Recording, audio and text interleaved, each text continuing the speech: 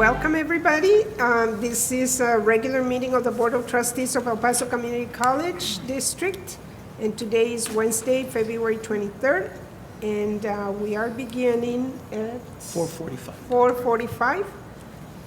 And this regular meeting is being held in the Administrative Service Center located at 9050 Viscount Boulevard, Board of Trustees Room A200, El Paso, Texas 79925, and will be viewable through the EPCC YouTube channel. Refer to the link https://www.youtube.com/user-go-EPCC. The meeting is called to order. Ms. Pam, would you call the roll, please? Yes, ma'am.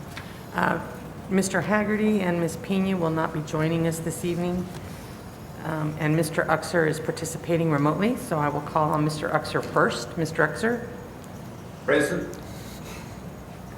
Mrs. Robles? Present. Ms. Sanchez? Here.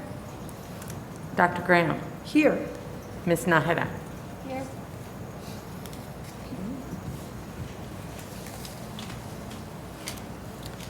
Do you want to, let me see. Dr. Smith, would you lead us in the pledge, please? I pledge allegiance to the flag of the United States of America and to the republic for which it stands, one nation, under God, indivisible, with liberty and justice for all.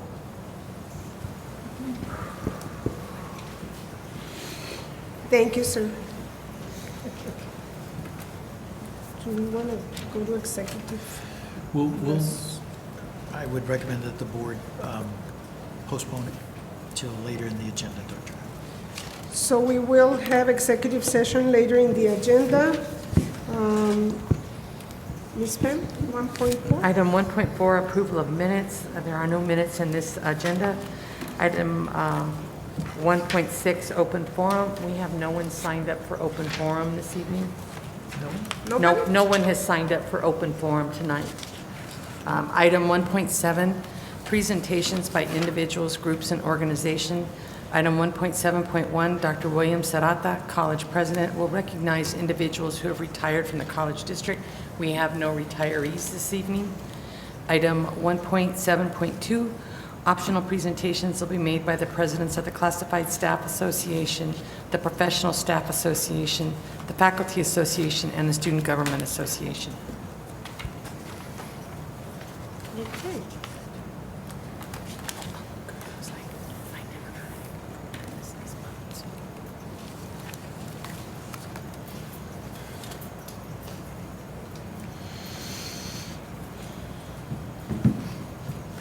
Welcome. Thank you. Good evening, members of the board and Dr. Serrata. I would like to thank you all for taking the time to hear from us today. It is always a pleasure and an honor to stand in front of you all. As student government, we have allocated $900,000 towards the building of a new student union at the MDP campus. It makes us very happy to extend our services to the students on that campus. As the campus grows and attracts more students, we hope to be there to welcome them and give them a space where they can safely gather. In March, Student Government Association will be attending the American Student Association of Community Colleges in Washington, D.C. to attend the National Student Advocacy Conference. This trip provides us with an opportunity to advocate student concerns.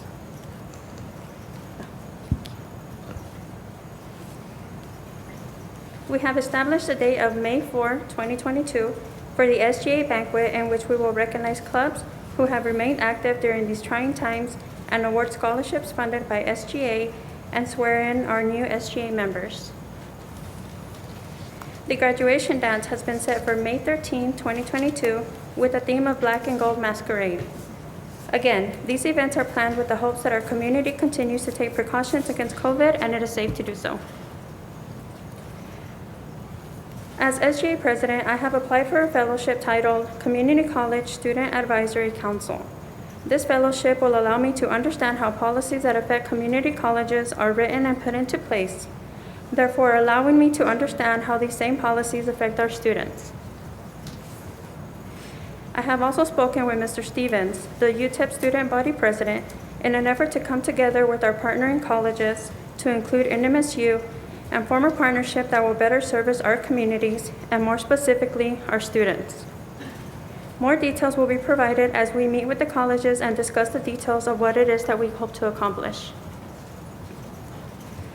Our Vice President, Diana Lara, and Rio Grande Campus Representative Jocelyn Corral have applied for the Real College Texas internship for the Believe in Students program. In this internship, they will focus on helping students around Texas accomplish their educational goals by identifying issues and concerns that may keep them from their personal success. They will be interviewing for these positions tomorrow. SGA will be spending the $5,000 grant and making purchases for the food pantry. We are in current need of a room to store these purchases, so we will be meeting with Dean Pagel of the Valle Verde campus at 4 o'clock next Wednesday to discuss the possibility of a room to store these purchases. On a more personal note, as you all know, in the fall of last year, EPCC was awarded the HEAT Award for being one of the top diverse colleges in the country. I had the pleasure of working with Mr. Vasquez and Ms. Avila on the virtual Hispanic Heritage Month celebrations, and they chose to include me in their contribution to the Insight into Diversity magazine. I wanted to publicly thank them for the honor. It makes me proud to be part of something so inclusive and wonderful. Thank you to the Diversity and Inclusions Department for their great work, and thank you, Dr. Serrata and board members, for making our college one that is so notably inclusive and diverse. Do you have any questions for us? No questions. You have an ambitious goal there. Hopefully you get to all of it with the policies especially. Yes, we are very excited for that. Yes, it's exciting to work with policies, right, Dr. Perry? Thank you. You guys are doing a great job. Any comments, questions from anybody? Thank you for all your service. Thank you. And thank you all for giving us the time. Thank you.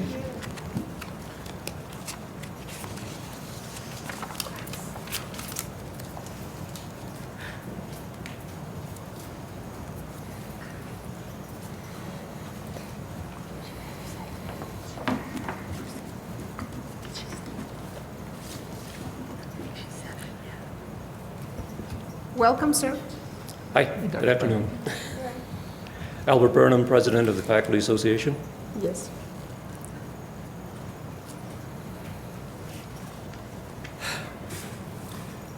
A special EPCC Faculty Association meeting last Monday.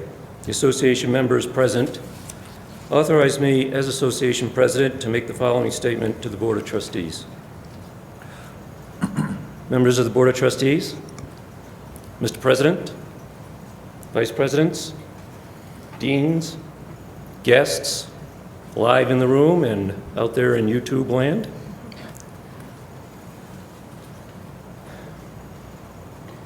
Our beloved college is under threat of attack. This threat is coming from no less than the Lieutenant Governor of the state of Texas.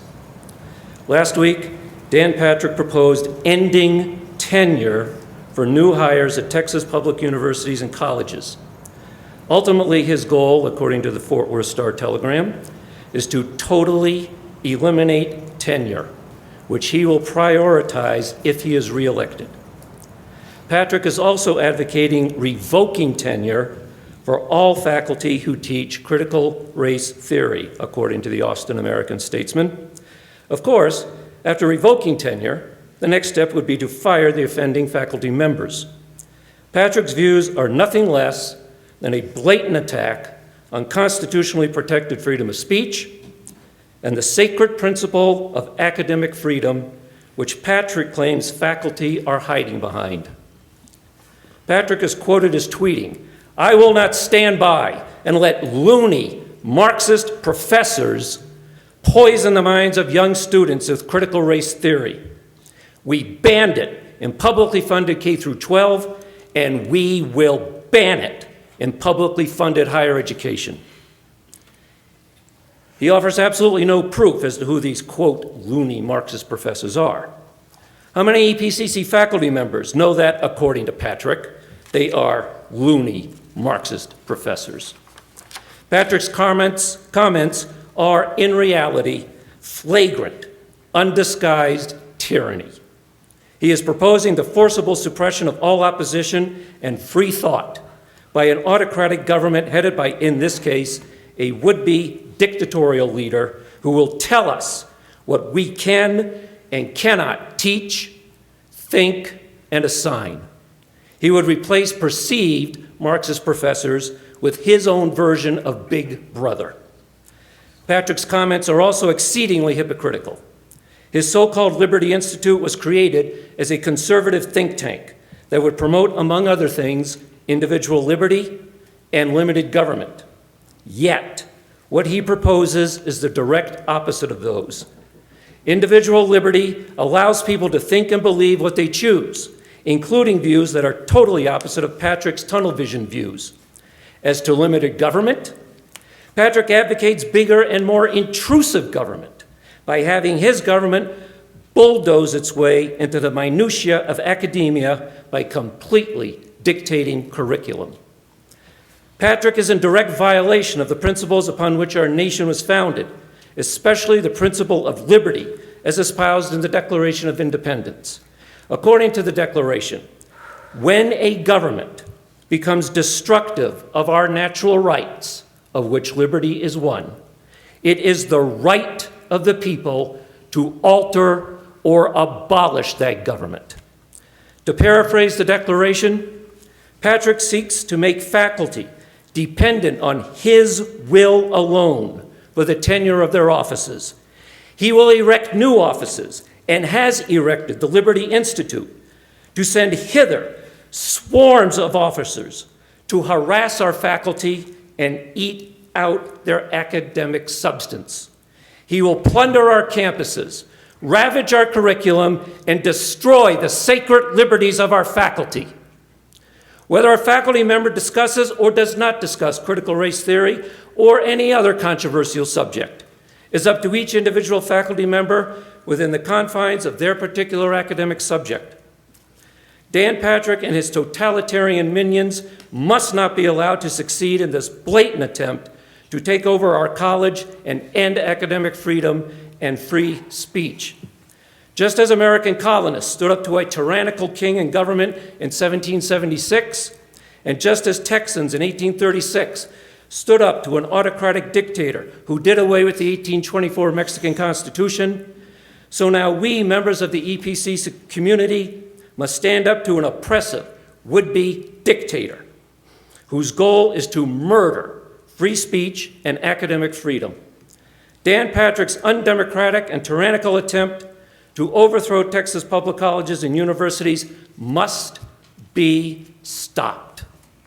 More specifically, we must not allow Patrick's despotic cancer to permeate the college we love. Thank you very much. Thank you, sir.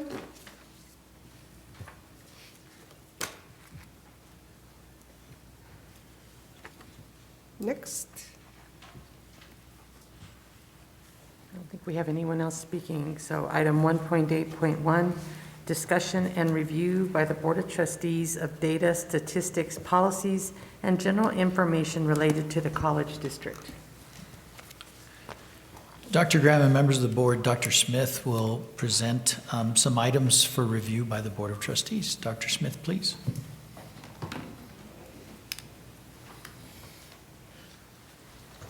Thank you, Dr. Serrata. Dr. Graham, members of the Board of Trustees, cabinet officials, and members of the audience. This is a continuation of our discussion regarding KPIs, or key performance indicators, that are tracked at the institution.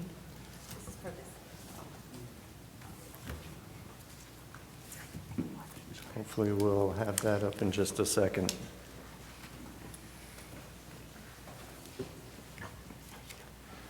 So we have approximately 16 KPIs at the institution that we track. These are key performance indicators. We have many, many more data points that we track at the institution. But collectively, over the past couple of years, using our Achieving the Dream initiative and our Pathways initiative, we've collectively decided that we will track 16 key items related to success for students at our college. Before I get into the data, I'd like to share a little bit about some definitions, and maybe for our audience at home, this may be of more benefit than those sitting in the room. We'll talk about first-time in college students. These are students in their first semester at the institution who has a diploma or a GED. We'll also talk about first-generation college students. Those are students whose parents never enrolled in a post-secondary course at a higher ed institution. We'll talk about retention and persistence. Those are two terms that are often confused. So at EPCC, retention is described as fall to fall retention. Persistence is described as fall to spring enrollment. And then, of course, KPI, the definition of KPIs these are internally identified metrics of student success. And again, we arrived at these collectively through our Achieving the Dream work, as well as our Pathways work. How long have we been tracking those, sir? The KPIs were actually established in 2016, I believe. We've been working on them collectively for a number of years. We, of course, tracked many data points for many, many years, but we landed on these 16 a little more recently. So I'm here to talk about three key performance indicators, the first one being credit enrollment. In addition to talking about the data surrounding them, let me describe the benchmark that we've established, because we can talk about tracking data, but we also want to talk about what the goals are for the data.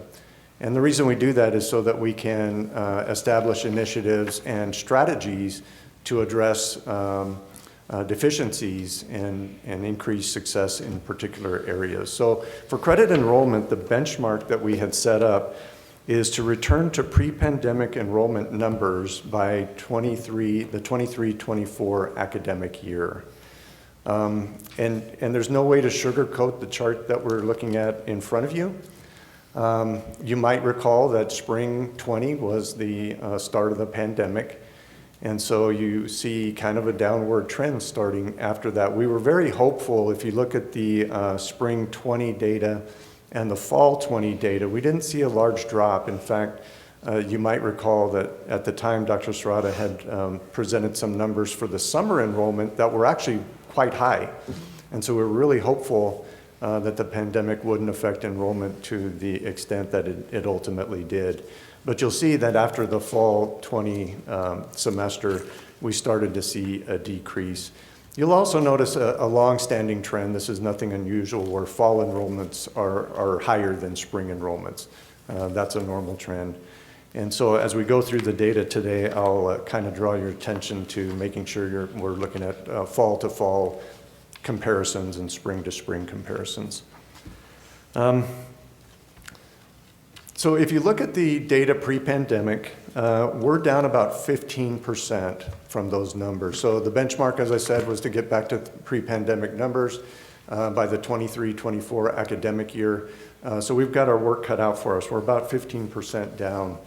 And I'll keep referring to this number. Each percentage that we're talking about is approximately 246 students.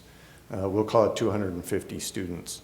Because I'll refer to that when we get into some CTE numbers and other things as we discuss percentages.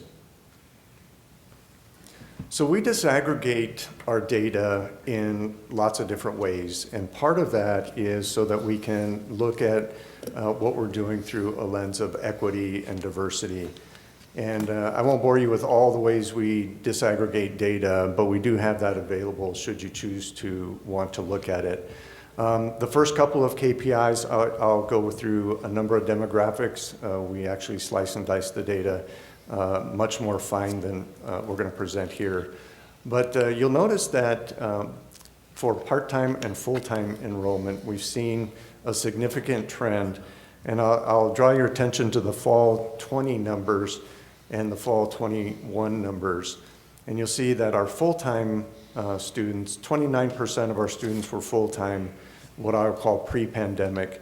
That's decreased to 27%, and you see a corresponding increase in the part-time student numbers in that same time frame.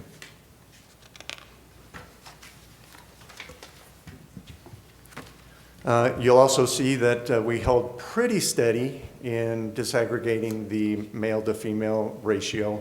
There are some dips here and there, but overall, it's holding pretty consistent. There's a 1 or 2 percentage point change each year, but nothing that we would call a trend, perhaps. The numbers you're looking at are all percentages, by the way. We also take a really close look at first time in college numbers and track what's happening with that particular population, which generally is students that have just completed high school and are coming to the institution for the first time. And so you'll see that in the fall 20 semester, 47% of our students were first generation and 53% were not first generation.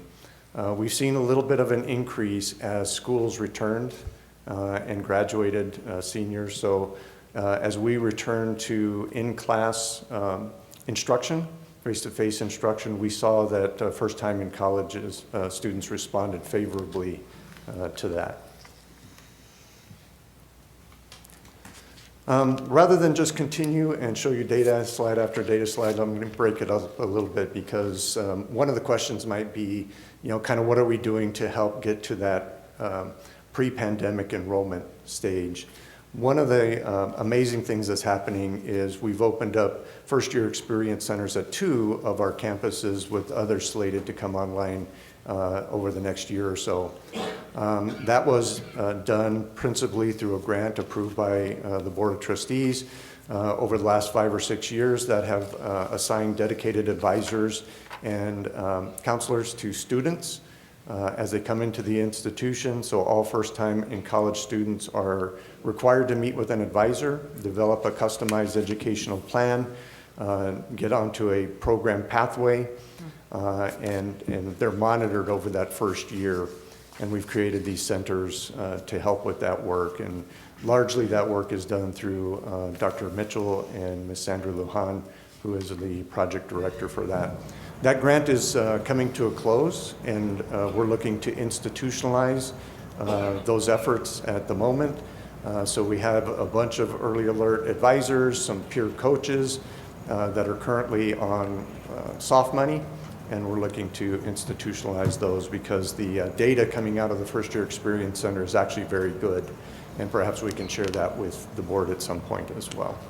Dr. Smith, the first year experience centers, I love the idea of the data that you're tracking, but what about the second year students? Is there any kind of replicability to do the same thing for the second? Yeah, that's a great question, Dr. Graham. So under the grant, it was specific to first-time in college students, and I've had many meetings now with Dr. Mitchell and Sandra Lujan. We will be expanding that to all students and making these available to every student, not just the first-time in college students. But our hands were tied a little bit while the grant was active. I have another question on that, to that end. On the first year experience, you mentioned that the grant is ending, and so you all are looking to institutionalize, strategizing of ways. Are you looking at other grants? Is this something that potentially could be funded by the federal grants that have been awarded to the college, or what's the plan to continue this? So the HERF money, the federal monies, aren't available to necessarily be used for this, although I don't have a slide on this, but we are using some of that money to stand up social services centers at 2 of our campuses, and which fits in line with the first year experience center. We're always on the lookout for more opportunities for funding. The campuses that don't have the first year experience centers currently open, they've identified space for them at the campuses. We're looking for some renovation money, and some personnel funds to stand those up. So we're always on the lookout for additional opportunities to help with that. A couple of pictures of the two current first-year experience centers, one at Valle Verde. We actually have two at Valle Verde, and I know that several of the board members actually got to participate in the grand opening at that one. We are currently planning grand opening ceremonies for the others as well. And the one at Mission is open as well. So another KPI that we talk about a lot is retention. So Dr. Strada always says, you know, it's easier to keep a student than to get a new student. And so we've really taken that to heart. So the baseline for retention is we want to increase retention by 2% annually. That's a tall order, especially coming out of the pandemic. And what you see here, and I'll point you to the fall 19 number there. So this is the fall 19 cohort. So this slide, in my mind, may be a little misleading if someone were to just look at it. This is not how many students came to us in fall 19 that were enrolled the previous fall. These are the cohorts that came in fall 19. How many of them continued into fall 20? And you see a little dip there from previous numbers. And in fact, in the spring, you see a significant dip from 43% the previous year down to 34%. That is the pandemic year. That was the start of the pandemic that we saw. But there is some good news. And what you'll see if you look at the fall 18 data, compare it with the fall 20 data, we are almost back to the same levels of retention that we had pre-pandemic, which is really, really hopeful. There is a lot of work going on behind the scenes for retention, and I'll talk a little bit about what's going on in that regard. But there is maybe a little light at the end of the tunnel for retention for some of these things. Here's some data related to retention for full-time and part-time, and you'll see some shifts, especially around that spring 20 semester where we had some significant downward shifts in retention. But again, looking at the last series of bar, we're getting back into the territory of retention that we were pre-pandemic. And I think a lot of that is due to the faculty who have come back. They're teaching classes face-to-face again. They've done a phenomenal job in adjusting to an online fashion and learning all the nuances related to teaching fully online in some semesters and the ability to continually engage and retain those students that are in their class. So another area where we're seeing a nice little bump at the last series of data points there. And then here is the first generation data that I was talking about before as well. And again, that spring 20 data point is significantly lower than we saw previously. In fact, the fall 19, spring 20 data. But again, the fall 20 and spring 21 data, we're starting to see pre-pandemic levels in a lot of these things for retention.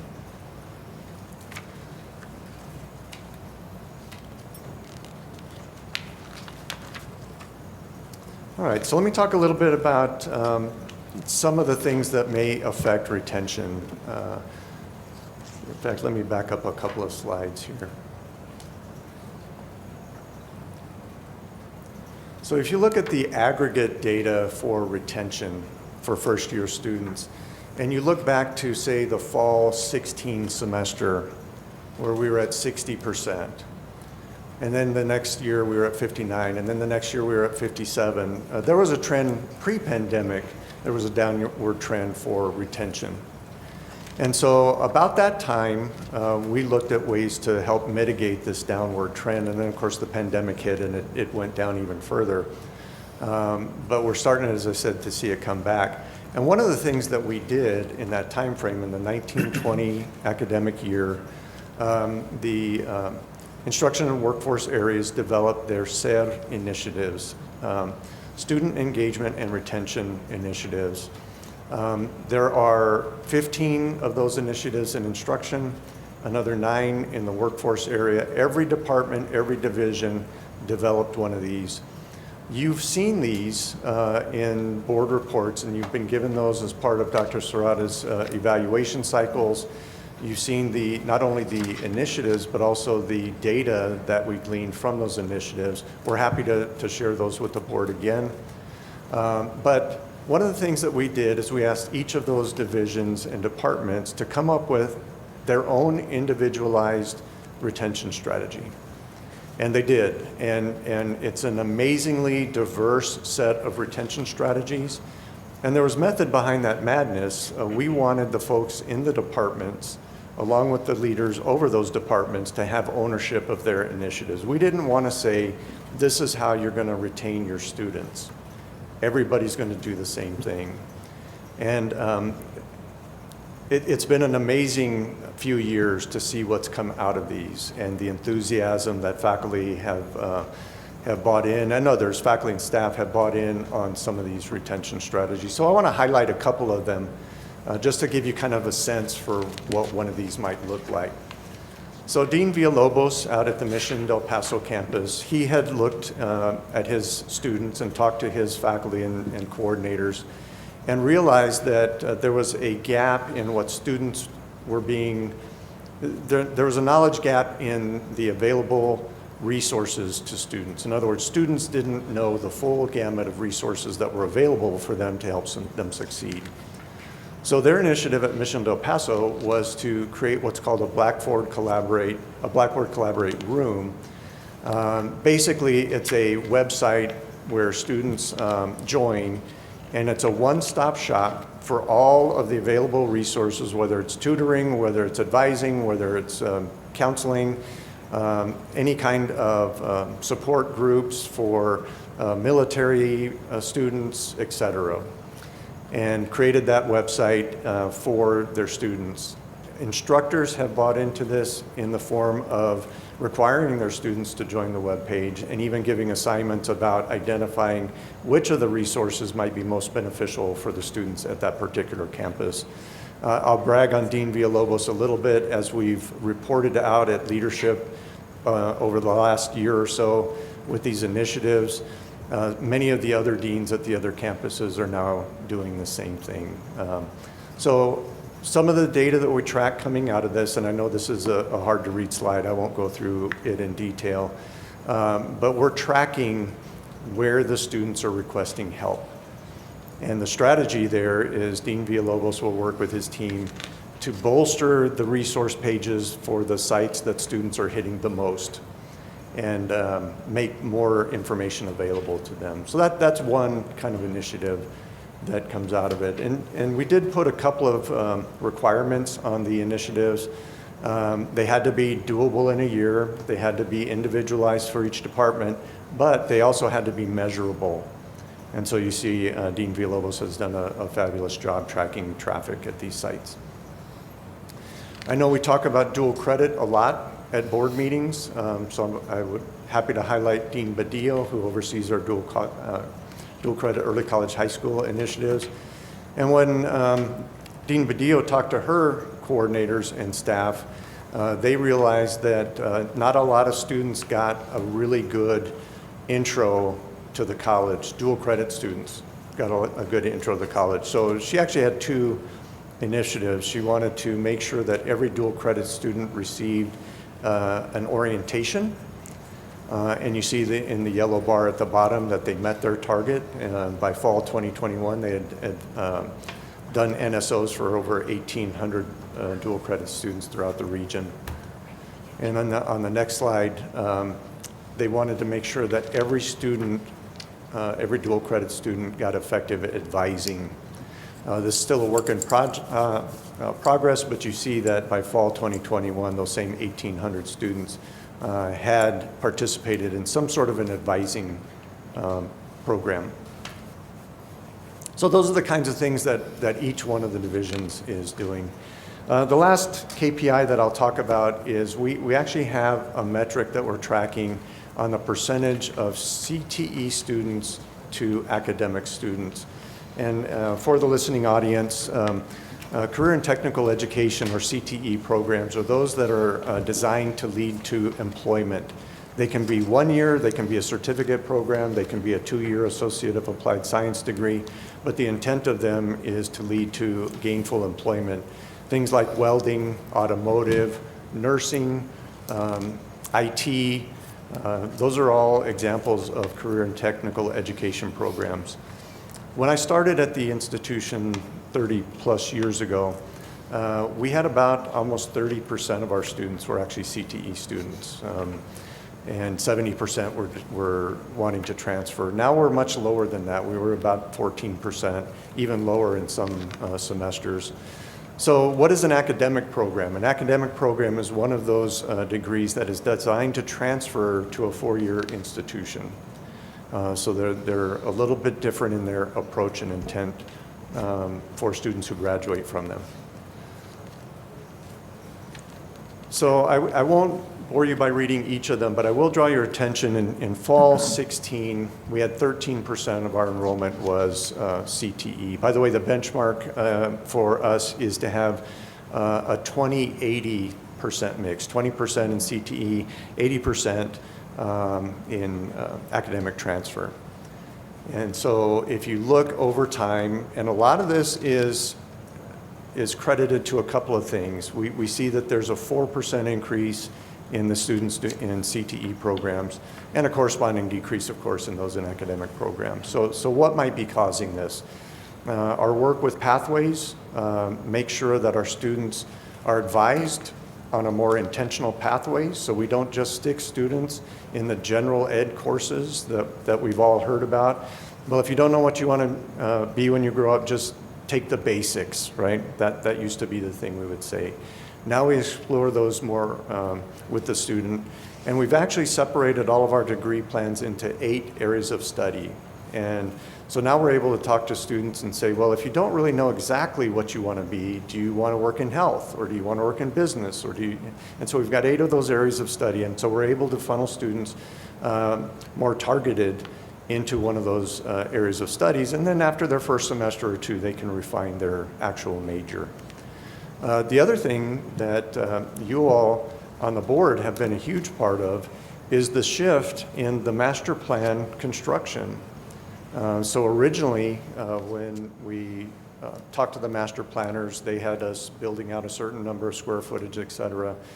And at Dr. Serrata's advice, you shifted much of that to CTE programs.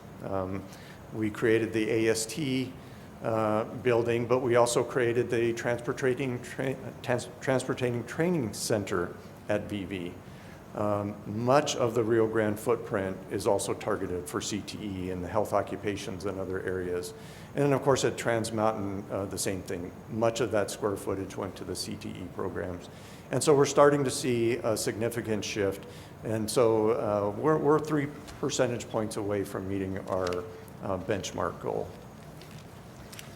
All right, with that, I will stop there and be happy to entertain any questions, and thank you for your attention today. On the dual credit, sir, do we have it's for all early college high schools? Dual credit and early college high schools. But all the ones we have throughout the city? Correct. Okay. And that number keeps growing, so we're really excited about that. That's awesome, you know.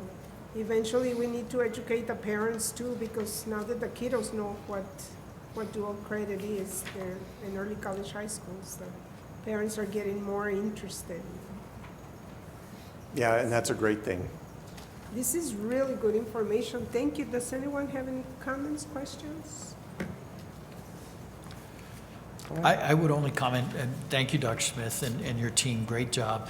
I would reference with regards to enrollment that the CTE programs have increased in enrollment every term. We have not seen a decrease in enrollment in any of the CTE programs throughout the pandemic. So we've seen a significant hit in enrollment in general academic transfer programs, but the CTE programs have actually grown throughout the pandemic. Again, kudos to the board for the vision to move forward with the master plan to address those needs. Do we have a strong marketing plan for the CTE courses? We do. I'm looking at Dr. Moe in the audience, and my farsightedness is coming to fruition, but I saw Dr. Moe nodding. We do, Dr. Graham. We do have a significant marketing campaign that really focuses. I have actually seen some of the commercials that are specifically focused on the Transportation Training Center, among other of the CTE programs. The healthcare programs are always incredibly popular. We always highlight those as well. Yeah, I'll just add that every year, Dr. Moe and her team reaches out to the instructional and workforce folks and asks specifically about which programs do we want to have advertisement campaigns around. So she does a great job, her and her team there. I think more and more people are looking for something they can get quick. That's going to be a fast turnaround. Agreed, yeah. And we're seeing a lot of interest in short-term training right now as well. Right, and stackable credentials. Well, you're doing an awesome job. Thank you. Thank you for your time tonight. Thank you, sir. Item 1.9, Board of Trustees business. Item 1.9.1, discussion and take possible action regarding the resolution authorizing the delegation of certain authority to Dr. William Serrata, College President, regarding the COVID-19 pandemic. I don't think there's any action on this item. This is just the authority that the board gave to Dr. Serrata and delegated authority to Dr. Serrata to make certain decisions with regards to the COVID-19 pandemic. I think it's still necessary, so I don't see a need to pull back from that delegation of authority. So I would propose no action. Dr. Brown. Is there anyone else that has any discussion on that? No? Okay, no action on that? Items 1.9.2, 1.9.3, and 1.9.4 will be discussed after executive session. Item 1.10, board reports. Item 1.10, treasurer's report of January 31st. No action is necessary. Item 1.10.2, president's report. Item 1.10.2.1, Dr. William Serrata, College President, will update the Board of Trustees and audience on recent events that have transpired at the college to include an update on the COVID-19 pandemic and appropriate actions taken. Dr. Graham, members of the board, it's always a pleasure to update you on different activities at the institution.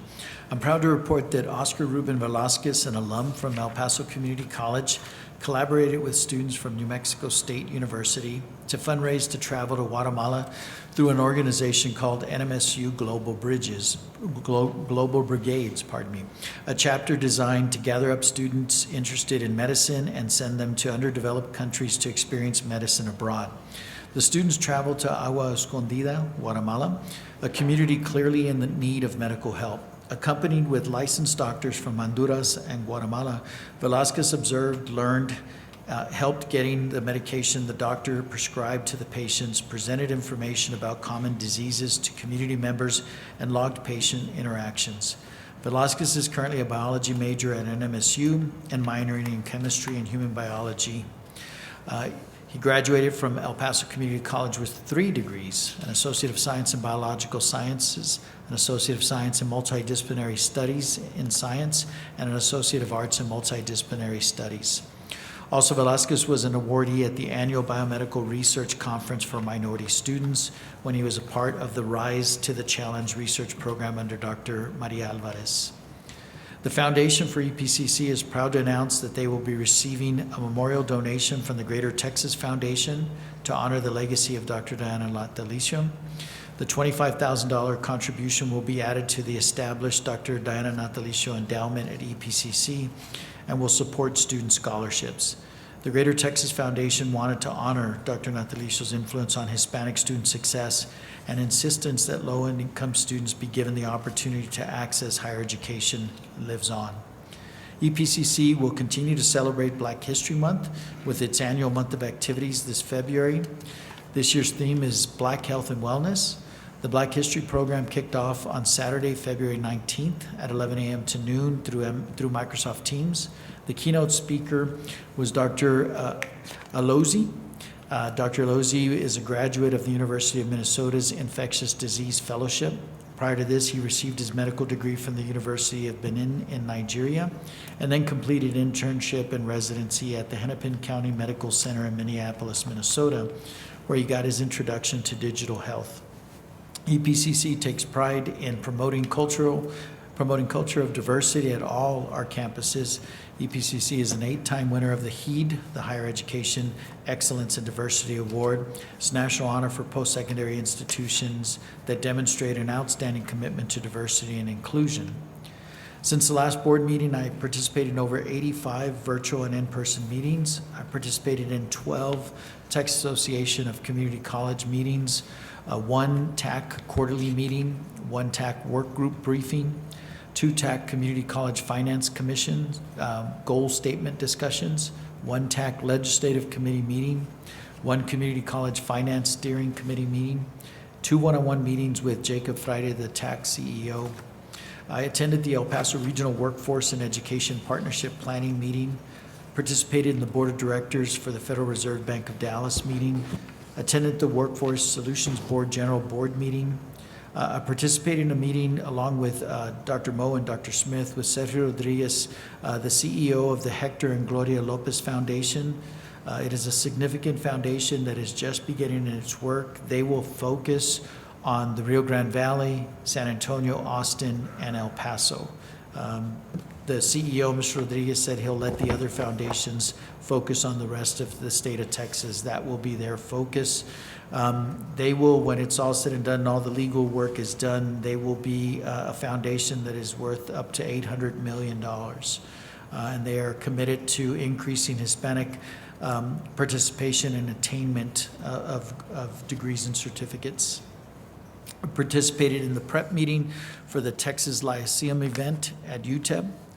Attended a meeting with the Texas A&M engineering representatives as well as EPCC leadership. Attended a Rate 41 meeting with Hush Blackwell along with Mr. Ortega. Attended a meeting with Richard Dayub and Doug Swartz. Attended the Zogotech demonstration with a couple of cabinet members. Participated in the Higher Education Research and Development Institute meeting. Attended and introduced UTEP colleagues for the Texas Lyceum presentation at UTEP. Chaired an El Paso Collaborative for Academic Excellence board meeting. I was appointed by Dr. Bell Whelan, the CEO for SAC-COC, and participated in a 2022 Principles of Accreditation Committee meeting and will continue to move forward. I've been appointed to the Governance Committee meeting for that review of SAC-COC principles. Attended the ACCT Legislative Summit in Washington, D.C. with Mrs. Robles. Thank you, Mrs. Robles, for attending and for advocating on behalf of EPCC. First Lady Dr. Jill Biden presented, as did Secretary of Education Cardona, and finally Secretary of Labor Walsh, all presented to us in D.C. Attended the Borderplex Alliance Future of Work Committee meeting. Participated in the Finance Committee meeting for Excellencia in Education. Attended a Budget and Finance for President's meeting with Rutgers University. Participated in a podcast interview with one of our STS students, Federico Morado. Attended an Executive Committee meeting for Excellencia in Education, along with several members of the college faculty and staff and administrators. Attended the Achieving the Dream Conference, virtual conference. Participated in the Texas Tribune's Year 3 of COVID in Higher Education as a panelist with Dr. Cynthia Tenete Madsen, President of Texas A&M University, San Antonio, and Dr. Alyssa White, President of Sam Houston State University, as well as the Texas Tribune reporter Kate McGee. And finally, the COVID report. The 14 days of decreasing cases, we're currently averaging 111 cases per day, which is a significant reduction from the prior 2 weeks, during which we averaged 389 cases per day, and which is a fraction compared to the previous 2 weeks before that, when we averaged nearly 1,500 cases per day. The number of daily cases are now significantly below the 212 cases limit per day for a community our size. The rolling 7-day average has been a concern as it continues to be above the recommended 5%. However, it is now on a downward trajectory and today was 9.23%. The cumulative positivity rate stands at 11.64%. And while it has been above the 10% marker since January 14th, it appears that it has peaked and has begun to fall. The infection rate continues to fall, and today is the 10th day in a row that we have been below the 212 cases. We currently stand at 78.5% of our population aged 5 or older that is fully vaccinated, and 99.4% of our population has received their first vaccination.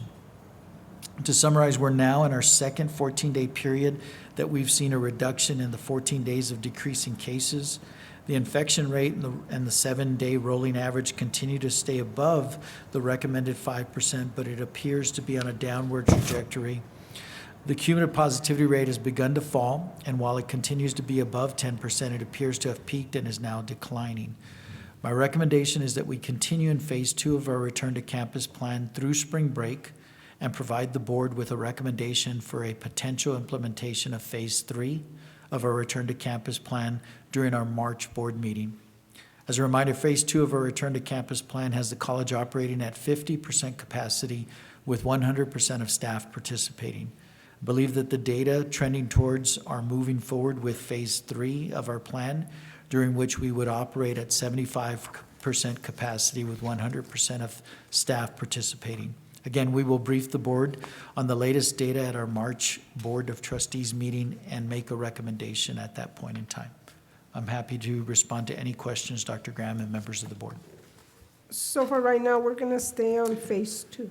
I do believe so, Dr. Graham. We're in a downward trajectory. We've seen 10 days of downward trajectory, but we need to continue to see that pattern at least for this 2 weeks. It would give us then 2 weeks prior to spring break. And then upon the return for spring break during the board meeting, I would update the board and make a recommendation to potentially implement and move forward with phase 3 of that return to campus plan. Any other questions? Concerns? No. Thank you, sir. Thank you, Dr. Graham, members of the board. You're slowing down a little bit. You didn't read 88 meetings. 85, it was 86, but who's counting? You are. Yes, ma'am. Item 1.11, consent docket. This includes item 3.2. Motion to approve item consent docket, which includes 3.2. Second. Any discussion? Okay, call the question. Mr. Uxer.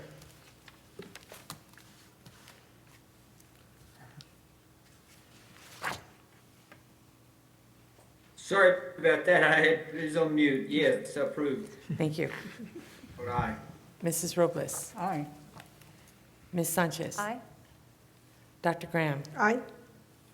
And Ms. Nahara. Aye. Okay. Item, Section 2, Administration. Item 2.1, TASB BD Local Policy is presented for first reading and approval. This particular policy calls for a very minor tweaking, so I think that we don't need to drag it on. We can approve it today. It is on page 35. So do we have a motion? Move to approve. Second. Thank you. Any discussion? Okay, call the question. Mr. Uxer. Aye. Mrs. Robles. Aye. Ms. Sanchez. Aye. Dr. Graham. Aye. Ms. Nahara. Aye.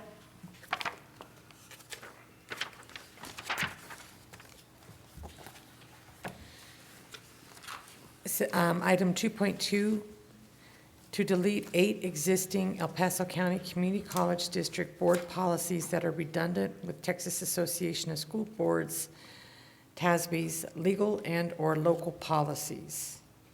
Move to approve 2.2 and 2.3. Second.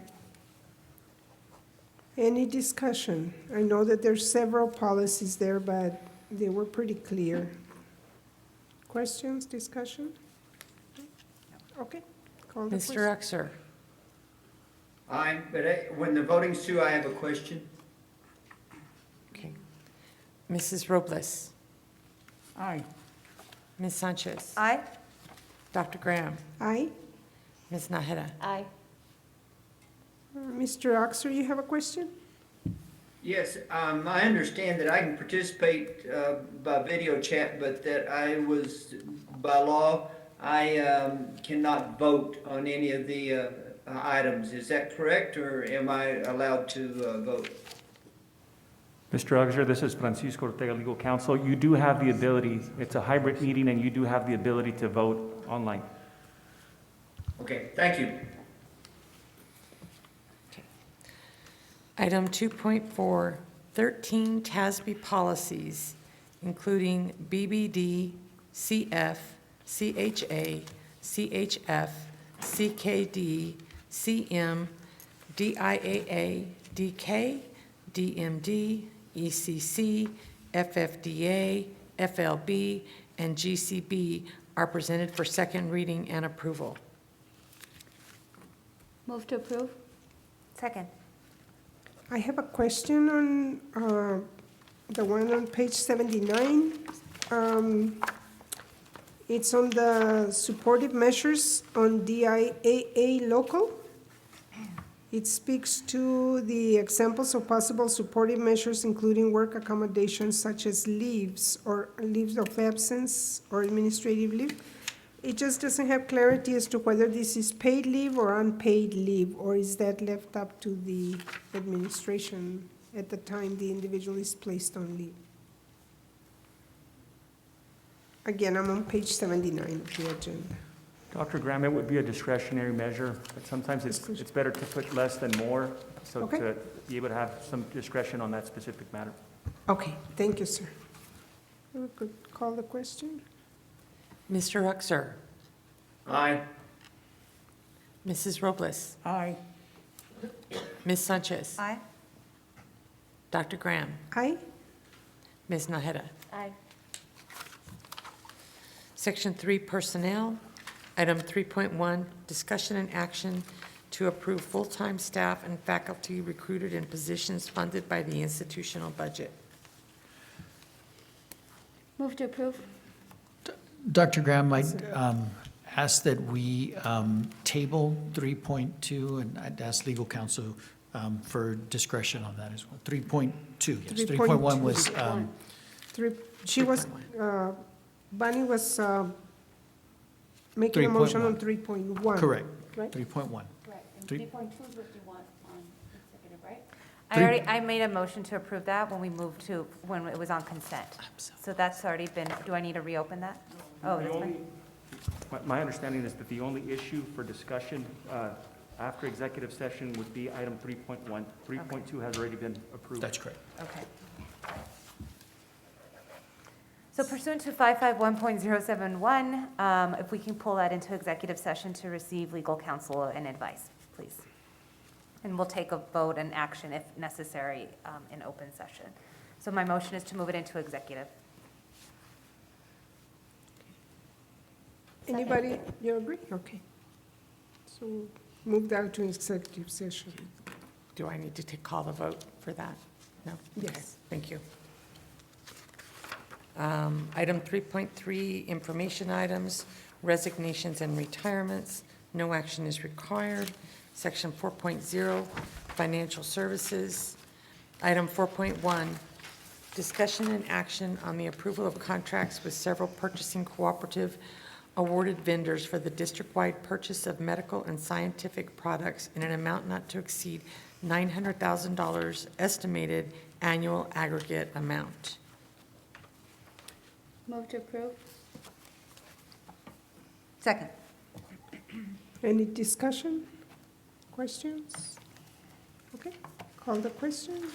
Mr. Uxer? Aye. Mrs. Robles? Aye. Ms. Sanchez? Aye. Dr. Graham? Aye. Ms. Naheda? Aye. Section 5.0, Physical Facilities, there are none. Section 6, Curriculum and Instruction.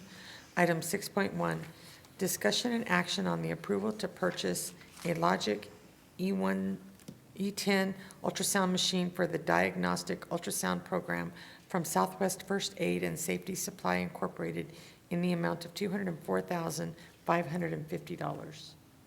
A motion to approve? Second. Discussion, questions? Okay. Mr. Uxer, Aye. Mrs. Robles, Aye. Ms. Sanchez, Aye. Dr. Graham, Aye. Ms. Nahara. Aye. Okay.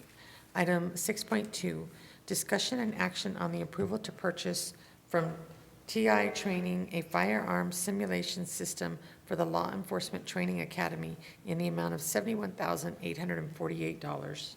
Move to approve. Second.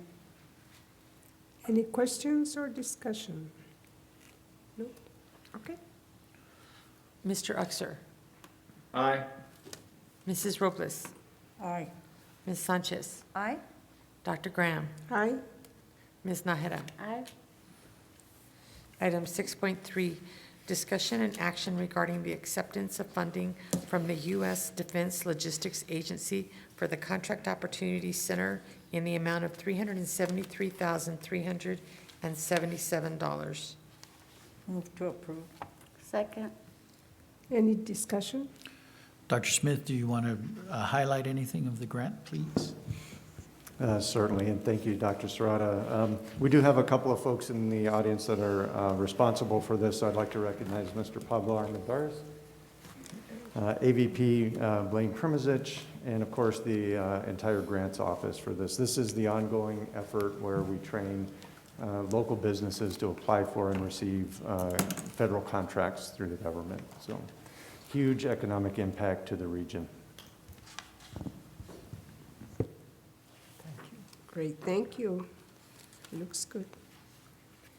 Mr. Uxer, Aye. Mrs. Robles, Aye. Ms. Sanchez, Aye. Dr. Graham, Aye. Ms. Nahara. Aye.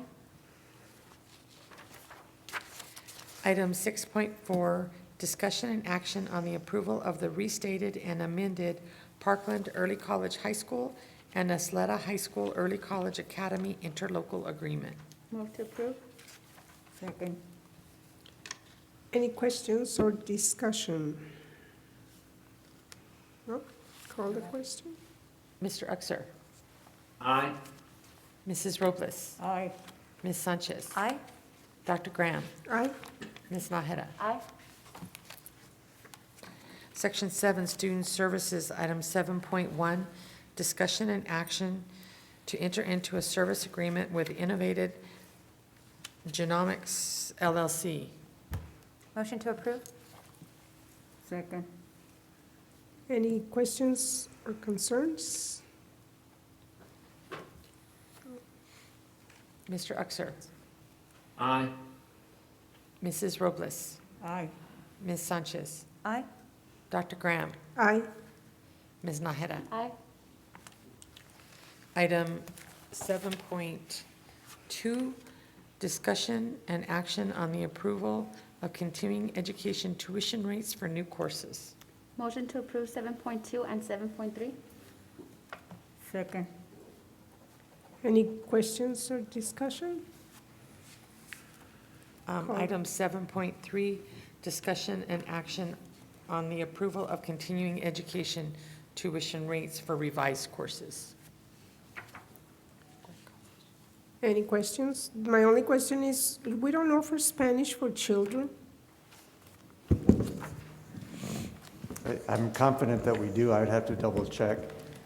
It may not be a new or Oh. revised course, so it's I not see, showing so up in these are here. just the new. Yeah, but we can certainly get that information for you, Dr. I Gray. just get a lot of questions from our military community that are enrolling children in the district. They're wanting to put them in the dual language program because they want them to learn Spanish. But I keep telling them, I think EPCC offers Spanish for your child.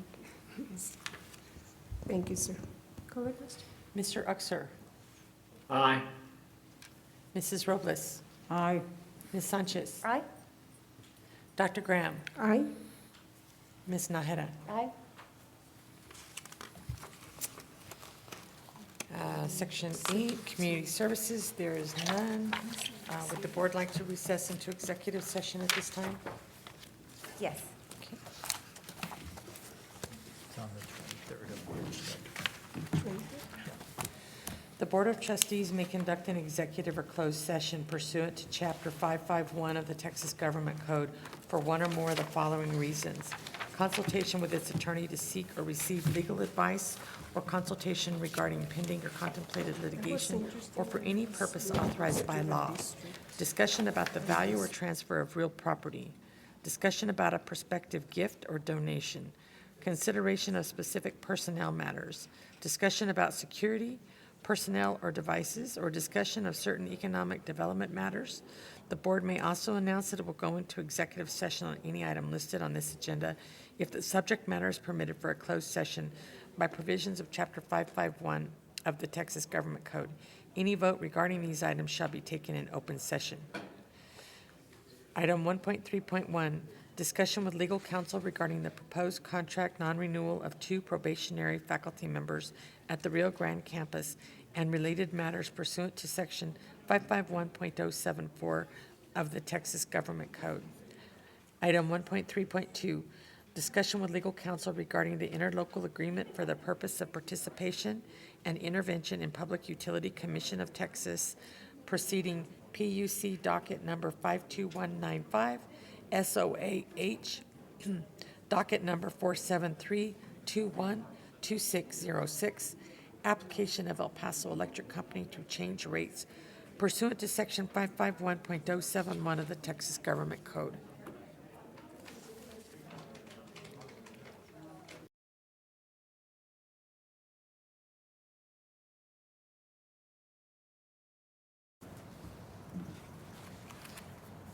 The time is 7:01 PM, and the Board of Trustees is back in regular session.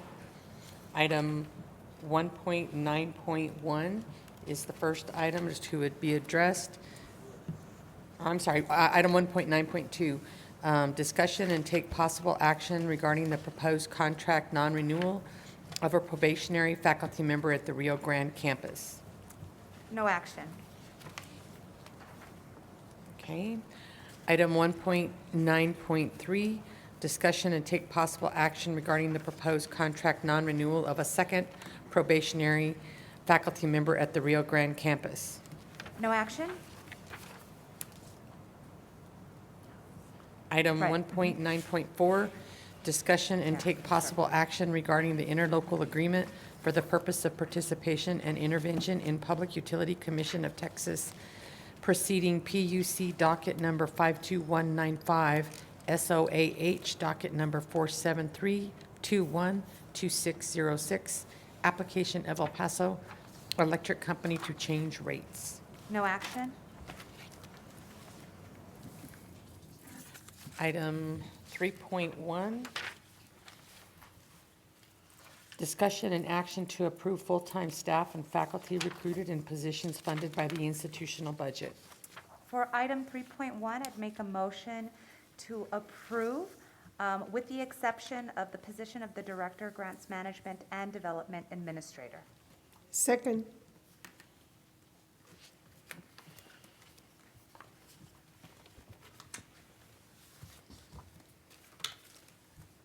Okay, Mr. Uxer is not on the line.